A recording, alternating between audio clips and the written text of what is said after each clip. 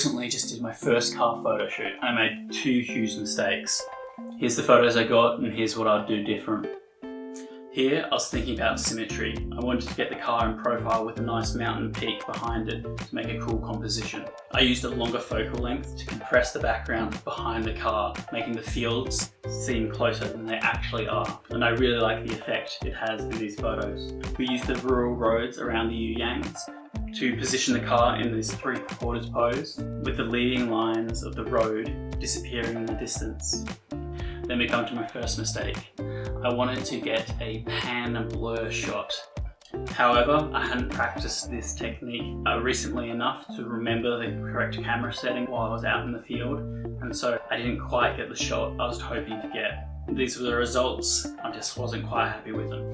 In the evening I shot this yellow Mini in quite an urban environment. It was mainly car parks and side streets where we could shoot. With the light waning, I had to get creative to add visual impact to these photos. I focused on compositions, details, reflections.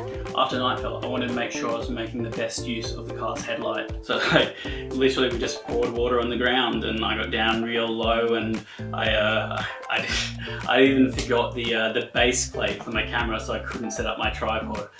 So I was just holding my camera on the tripod without it actually being attached, because you needed to take a bit of a longer exposure shot because I had cranked up my aperture so high to get these sunbursts. And so I'm like lying down there on the ground holding the camera as steady as I can with like a 3-second exposure, trying to get these like nice reflections off the puddles with the sunbursts.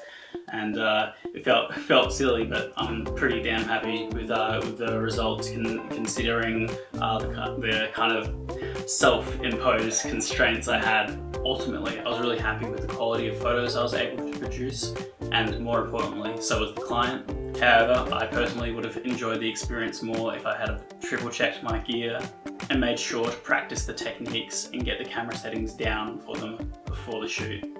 Yeah, so thank you for watching. Let me know what you think. Cheers.